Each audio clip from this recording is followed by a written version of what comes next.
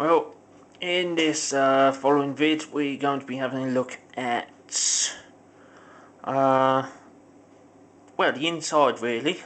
What we got up in front of the camera there, that's the interesting bit. If I just zoom out a minute. There it is. That's the motor. And if I just wind the camera up a bit, there's the wires right there. That's the live and the neutral.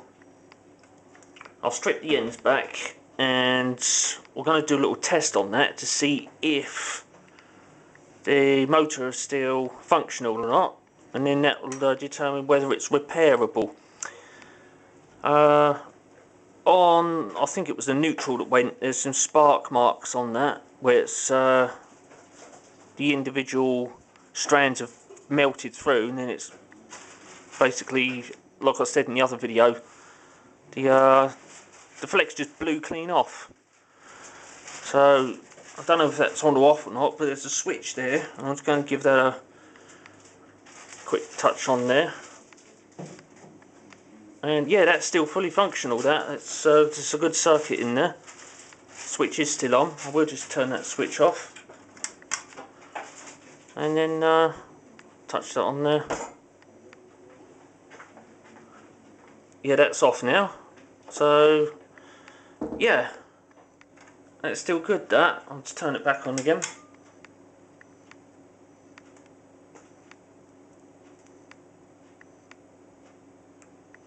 Yep, that's good there. My little tester I've got, it's one of these ones where it's just got a little needle on it, like so. Okay, when you get the circuit, the little needle just goes up. I'll just show that on there. I'll put that on there like that. On there like that. There you go, you can see the needle go up. There we go. So, yeah. It must have just been that flex that went. But yeah, let's have a look at the rest of it in there. There's obviously the motor. The air goes in there, of course. Got one of those little yellow things again. Where is it? Right there. That yellow thing. I've got a feeling from what someone else is saying to me that is some kind of little capacitor thing. I don't know about those, whether they should be in there or not.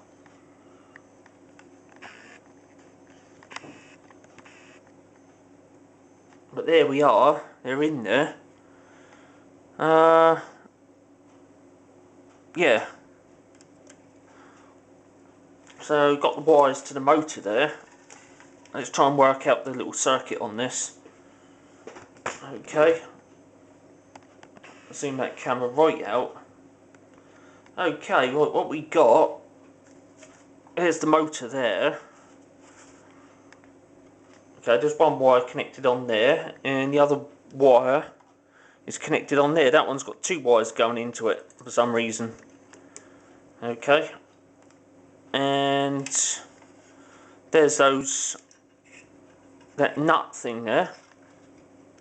I believe they call them wire nuts or something. It looks like it's been crimped in there, and then it's had that little white cover put on top of it.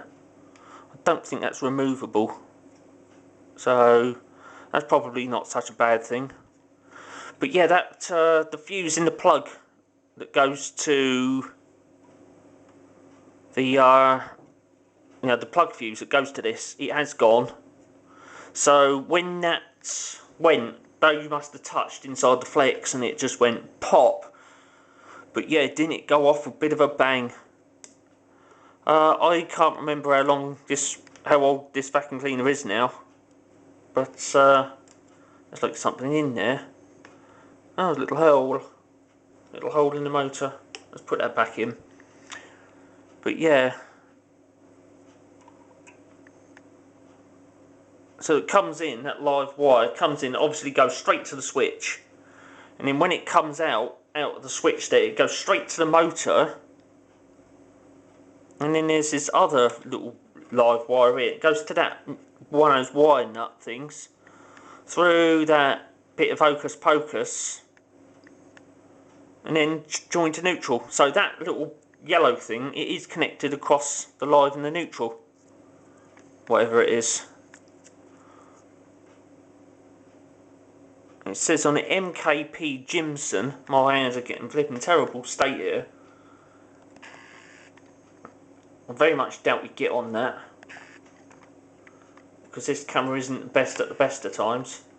It says MKP Jimson on it.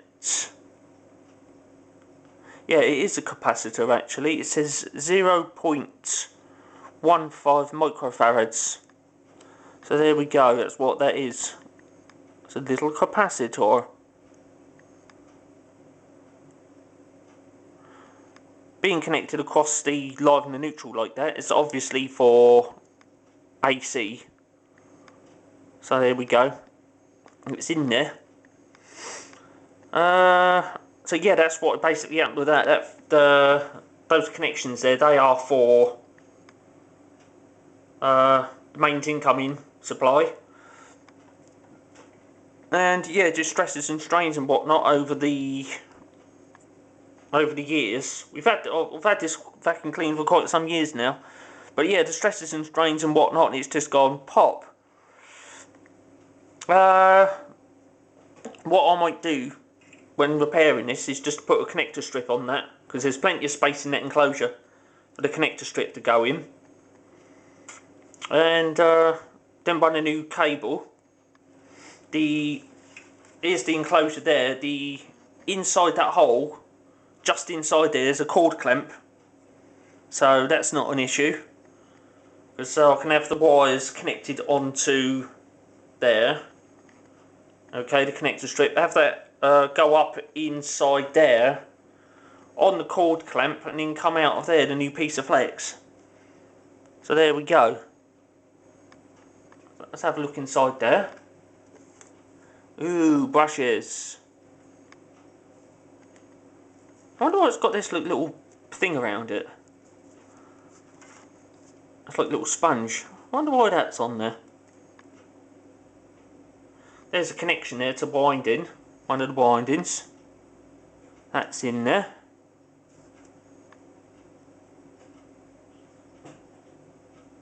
So there it is, it's all in there. Let's put that back on. Let's turn it around. There's the other one. And there's the other winding there. Right there. So there we go. It's interesting though why that little sponge is on there, because well, you think about it, it would stop the air getting out and cause it to overheat. That's really weird, that being on there. But yeah, there's the fan inside there.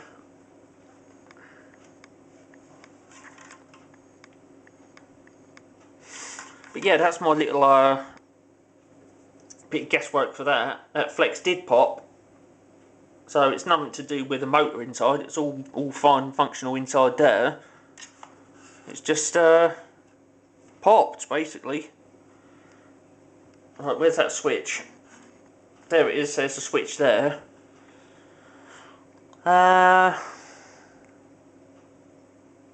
There. So that's what's happened to that. The old just stresses and strains over the years.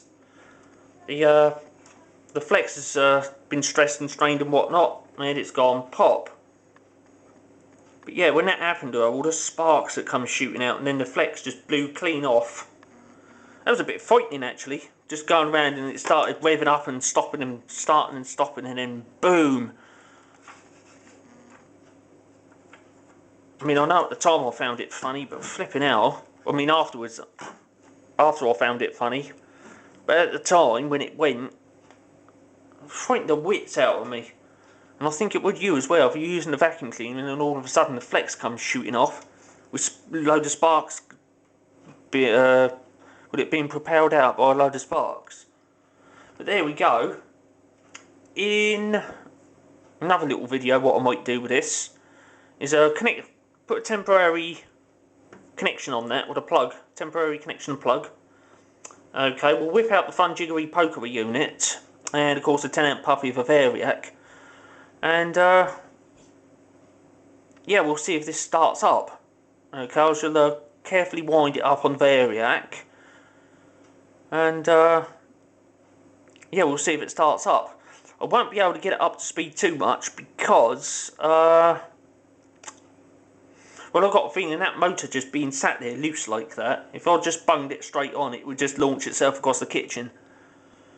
Okay, so in another video, when I wire that up, we'll give it a little test out. What I might do, so I've got the other part of the enclosure here, there it is, put the motor back inside there and then start it up. Okay, so come back for that bit later, people, and thanks for watching.